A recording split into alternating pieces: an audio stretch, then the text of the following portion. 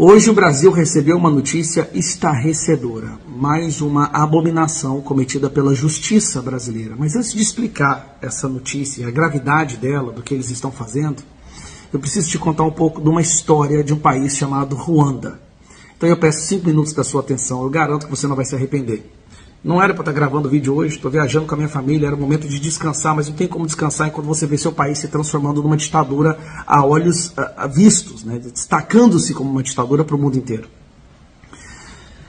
País Ruanda, você já deve ter ouvido falar do genocídio da Ruanda, né? O grande genocídio que aconteceu em 1994. A Ruanda, uma nação que era dividida em 2 etnias, os Tutsis e os Hutus. Tutsis representavam em torno de 14% da população, e os Hutus, né, os outros 86%. E havia um conflito durante muitos anos dessas 2 etnias, até que os Hutus chegaram no governo. E os Hutus, depois de chegarem no governo, começaram a fazer um censo, identificar todos os Tutsis que haviam no país. Eles começaram a identificar e fizeram uma lista com endereço, idade, nome e profissão de todos os Tutsis, né, que era da etnia inimiga deles, do país inteiro. Eles alegavam que era apenas um censo, para saber a porcentagem de cada etnia, para poder protegê-los, e os Tutsis deram suas informações.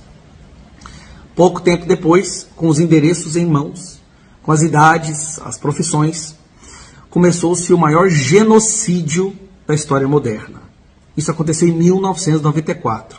Não é uma história de Segunda Guerra Mundial ou da Alemanha nazista dos anos 30, não. Você provavelmente estava vivo quando isso aconteceu. Você provavelmente viu isso nos noticiários. Mais de 1 milhão de pessoas foram exterminadas. 1 milhão de Tutsis foram exterminados na Ruanda.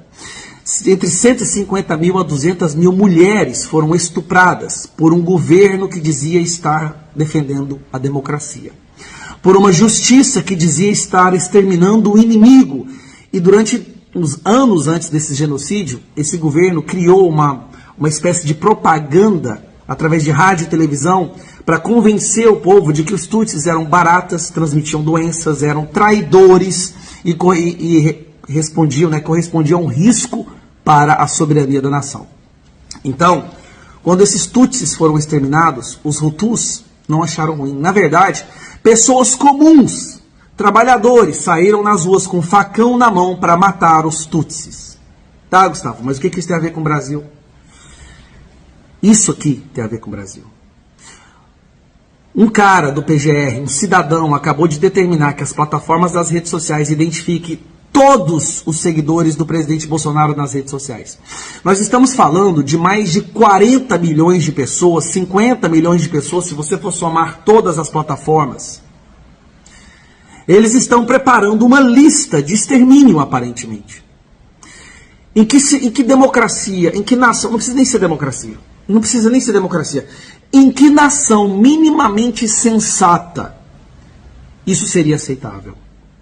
Determinou que todos os seguidores do Bolsonaro sejam identificados, seus dados sigilosos sejam entregues numa espécie de relatório para o Alexandre de Moraes, para o STF e para a PGR. Por que motivo se deve identificar todos os seguidores de um político da nação? Qual é a intenção por trás disso? Será que nós estamos prestes a enfrentar uma nova Ruanda? Isso não tem o menor cabimento. Eu esperava coisas terríveis desse Estado brasileiro depois que a facção criminosa chegou ao poder. Mas nem na minha pior imaginação eu seria capaz de conceber isso. Eles quererem listar todos os apoiadores do presidente Bolsonaro. Isso é extremamente perigoso. Já passou longe de sequer tentar falsear-se como uma democracia. É caso assim de pensar em arrumar a mala e ir embora o mais rápido possível, porque o próximo passo é paredão. É um bom fuzil com uma boa bala e uma boa cova, como dizia aquele intelectual da esquerda. Eu estou extremamente preocupado. O Brasil deve ficar muito preocupado com o que está acontecendo agora.